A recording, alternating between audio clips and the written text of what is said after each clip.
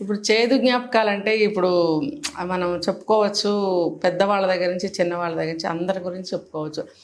ఎక్కువగా చెప్పుకోవాలి అని అంటే ఇప్పుడు లవ్ లవ్ అని చెప్పి ఈ పిల్లలు అందులో ఇరుక్కోవడము, తర్వాత అందులోంచి బయటకు రాలేకపోవడము. నిజానికి ఈ పిల్లలకి ఏది అట్రాక్షను, ఏది ప్రేమ అనేది తెలియటం లేదు. తెలియక మాకేదో మాకు ద్రోహం జరిగిపోయింది, మాకు మోసం జరిగిపోయింది, అన్యాయం జరిగిపోయింది, నాకు ఆ మెమరీస్ ఇచ్చారు, ఈ మెమరీస్ ఇచ్చారు, స్వీట్ మెమరీస్.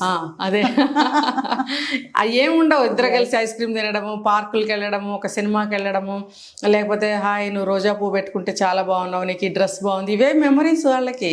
దీన్నే వాళ్ళు లవ్ అనుకుంటున్నారు. ఇది అలా అనుకుంటే ఏ ఇద్దరైనా కూడా ఇది మెచ్చుకోవడం అంటారు నా దృష్టిలో. దాన్నే వీళ్ళు అట్రాక్ట్ అయిపోయి లవ్ కింద తీసేసుకుంటున్నారు.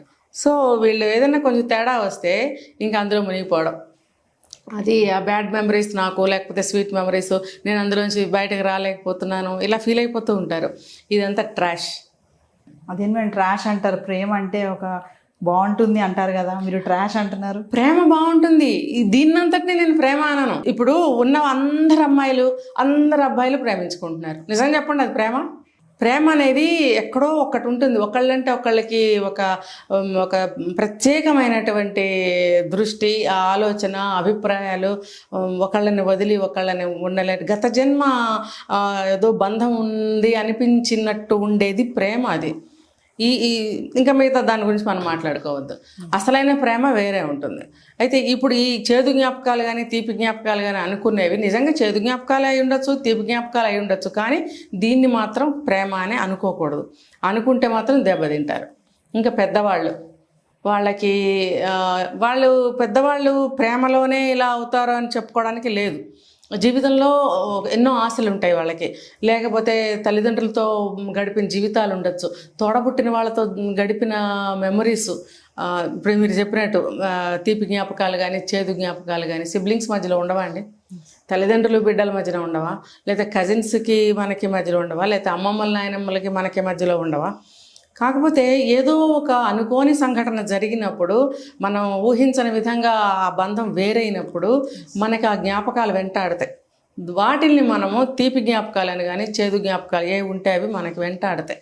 ఆ జ్ఞాపకాలన్నీ ఎంతో పవిత్రంగా, ఎంతో తీయగా, మధురంగా ఊహించుకున్నటువంటి ఆ మెమరీస్ అన్నీ కూడా చేదుగా అయిపోయినాయి. అప్పుడు ఏం చేయాలంటే జరిగిపోయిందని మనం తీసుకురాలేము. మన జీవన విధానాన్ని ఇంకా మనం చచ్చిపోలేము. కొంతమంది వీక్ మైండ్ అయిపోయి డిప్రెషన్లోకి వెళ్ళిపోయి పిచ్చి పనులు చేస్తున్నారు. ఇప్పుడు ఇలా కూడా నేను చెప్పకూడదు, ఎందుకంటే ఇది కూడా వాళ్ళకి ఏమో ఒక ఆలోచన కల్పించవచ్చు.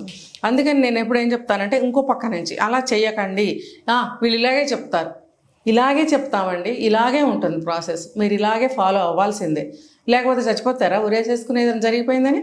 నిండు జీవితం, 25 ఏళ్ల జీవితం, 60 ఏళ్ల జీవితం బలిపెట్టుకుంటే ఎవరి కోసం ఎందుకండి చేస్తారు?